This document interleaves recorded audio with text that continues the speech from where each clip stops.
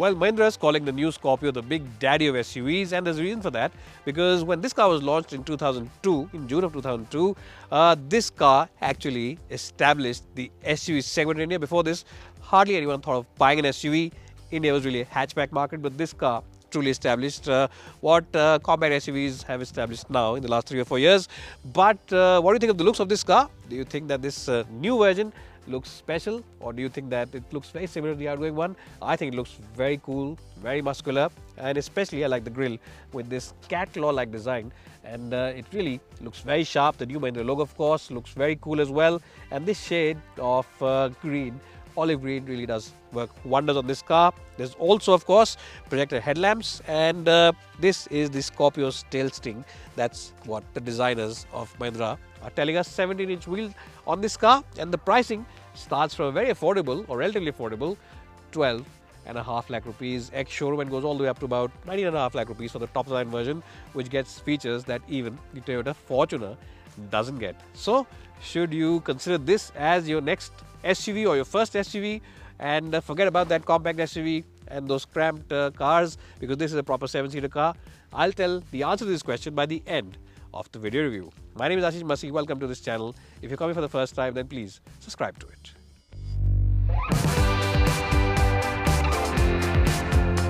I'm sure by now all of you are aware that Woodmo are the online expert when it comes to spare parts, and the best point is that they have the spare parts for all vehicles available in India.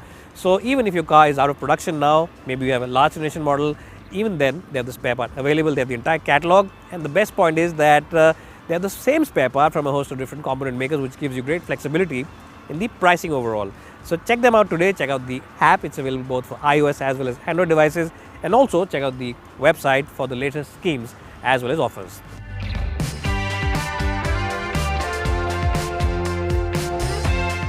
Well, so one thing that you'll really enjoy about this car is this grab handle, and when you jump inside it, you'll really feel like you're getting inside an old school and proper SUV, not a pseudo crossover. Solid sounding doors. Now Mahindra makes very safe cars, so I'm sure this one is also going to have a very good crash test safety rating. And apart from the build quality, which is solid, and this macho feeling of getting inside with the handle over here, you'll also like the interiors. They feel very upmarket and very posh and sophisticated.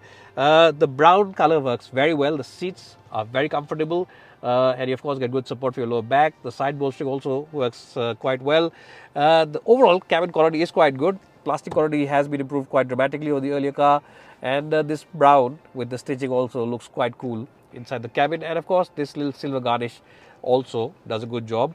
The only thing is that some of the buttons, some of those switches are shared with some other cars in the Mahindra range, so the quality of these could have been slightly better, but I think no big complaints because they quite okay, do their job quite well. What also works well is this touchscreen. It's a fantastic unit. It's the same one which you find on the XUV700's lower spec versions, so it works quite well.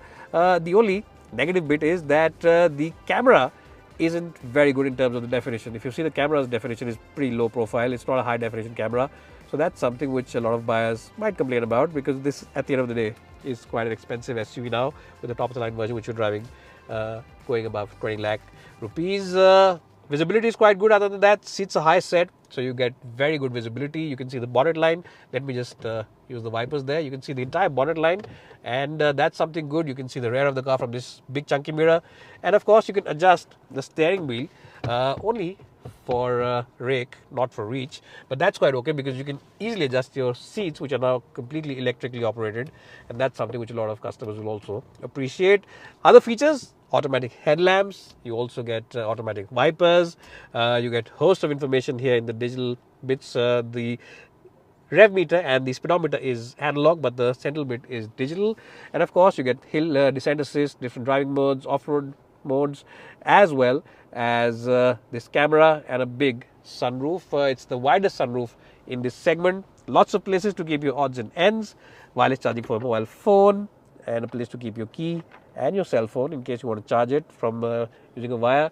The door bins are large enough as well to house those big 1-liter bottles. The only negative is that the glove box is really very tiny. Anyways, 8.5 out of 10 to the front end of the Scorpio N's cabin. Let's jump in the back seat and see how good that really is.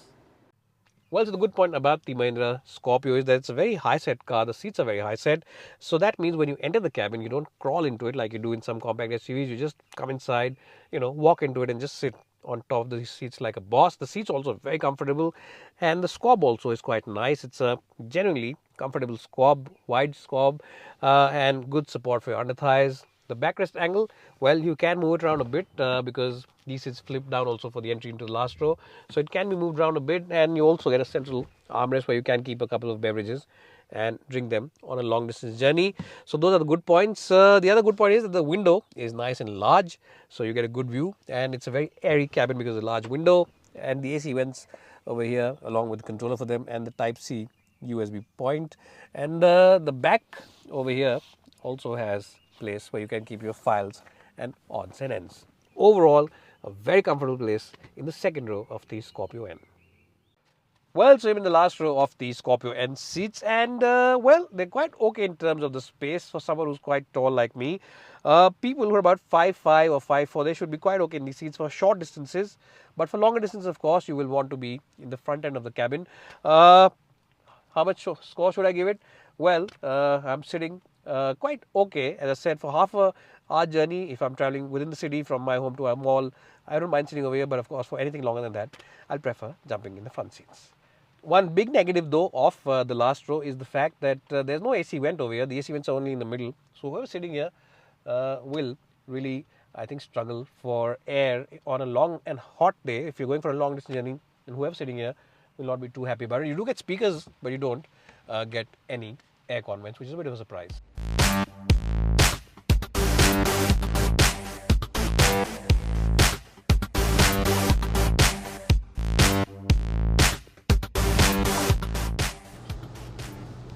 Well, so we've seen that the Mahindra Scorpio N is good to look at, it's good to sit in, it's got great features, but how is it to drive? That's the big question. And I have good news for you, that even in terms of driving, it is quite a good car. Now you get a diesel as well as a petrol engine. You get a 2.2 diesel and a 2-litre petrol. The diesel makes about 175 bhp along with 400 Nm of torque, while the petrol makes 200 bhp, which is a little more, but makes 370 Nm of torque, a little less in the torque figures. But at the moment, I'm driving the diesel automatic, and I will talk about this car more. Now, in terms of the responsiveness, it's a very responsive engine. And at standstill, if you're at a signal and if people are sitting in the back seat, they won't be able to tell if it's a diesel or a petrol motor which is powering the car. It is as good as that in terms of the refinement. Yes, it is that good. So I'm not exaggerating. If you're driving this car even on the highway like I am at the moment, and you're cruising on the highway, then honestly speaking, you can't tell if it's a diesel or a petrol engine which is powering the car, and occupants will also not be able to tell you that. It's also very responsive, as I just said. It starts responding from about 1600 RPM, which is quite good for a diesel motor. Usually these engines take about 2000 or 2200 RPM to get going. So from about 1500, 1600 RPM, it feels nice and punchy, and it's got good amount of torque as well. The gearbox, the automatic gearbox, is quite nice to drive. You can also use it manually by flipping it over here on the left, and you can pull it towards the back to reduce the gears or push it forward to increase the gears. And it's, as I just said, it's a 6-speed unit, so it just feels very flexible as well in terms of the engine refinement. It helps the flexibility of the engine basically, and it reduces the strain on the engine, and the noise level also drops because of that. How is the ride comfort? Well, for such a tall SUV, for such a long SUV, the ride comfort is very good and very impressive. It just seems to bug off all the bad roads. It's like a boxer who just goes out and boxes out the bad patches of the road, and you don't feel them inside the cabin. Yes, some very badly constructed roads and some very sharp crevices will still enter the cabin, but it's not uncomfortable. And for an SUV, and for such a big SUV, I think the ride comfort really is exemplary. Well, so how is the car in terms of the handling? Is there any body roll in the car? Well, see, it is a tall and heavy SUV, and there has to be some body roll because you can't completely defy the laws of physics. But even then, as I said, it does feel quite agile and does feel quite dynamic for such a tall and heavy SUV. How is the steering wheel response? I have to say that the steering wheel is quite light, which makes it a very good car for first-time drivers and people who drive mostly in the city. That said, though, you will want to have it a little more feel and a little more communication, because it just lacks a little bit of feedback and for such a tall SUV, that's quite understandable because these cars aren't meant to be driven in a hard header. They aren't meant to be pushed into corners. They're meant to be driven on off-roading duties. They're meant to be driven, more for your daily drives from office to home. And people buy these cars more for the image as well as for the overall looks that they offer and the, solid road presence that they have. So people don't really take them out on a racetrack. So if some car reviewers, if videos you're watching, they say, that we wanted more feedback and we wanted this and that from the steering wheel, to be honest, you should ask them what cars they drive on a daily basis, because SUVs aren't meant for the racetrack. That said, it is a good car in terms of the overall body control as well.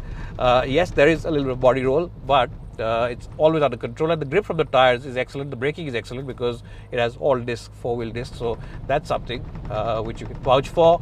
And when you hit the brake pedal hard, this car does drop the anchor down. And overall, dynamically, I think Mahindra's done a very good job with the new Scorpio. It definitely feels like a big leap forward compared to the early version of the car.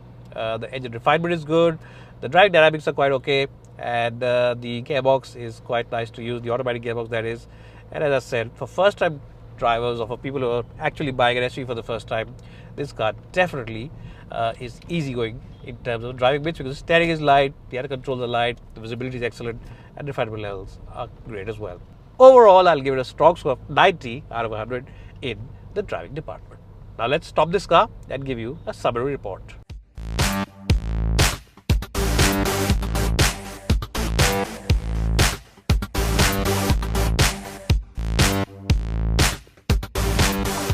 Well, so the big question is that should you consider buying this car and should you put your money on this car? And the answer to that question is yes, yes and yes. It doesn't matter what kind of SUV you're planning to buy. Maybe you plan to buy a compact SUV.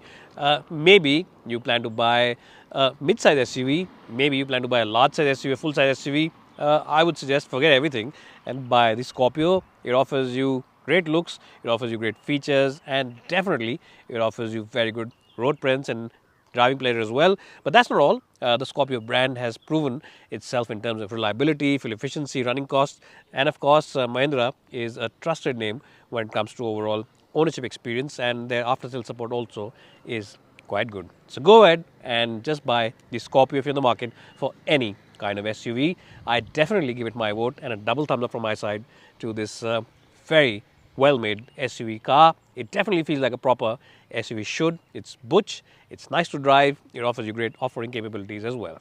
If you enjoyed watching this video, then please subscribe to this channel. Bye for now. Please subscribe to our channel and we'll see you in the next one.